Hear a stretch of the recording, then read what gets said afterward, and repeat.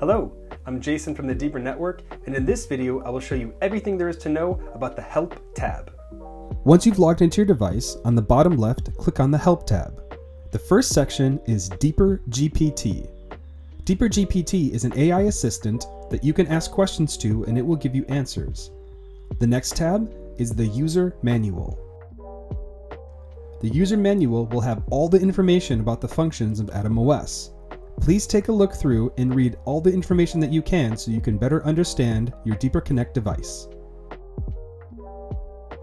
The next tab is the Tech Support tab. The first part will directly link you to shop.deeper.network. This is where you can get tech support.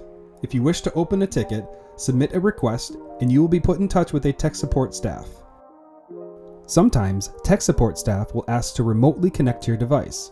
To do this, generate a code, copy the code, and then paste it into your support ticket at support.deeper.network. Lastly are the logs. If tech support staff asks you to download the logs, click on download and then upload that log file to your support ticket. We hope you found these videos helpful and informative. Continue watching the playlists to learn everything there is to know about your DeeperConnect and the Deeper Network. Deeper Network, of the users, by the users, for the users.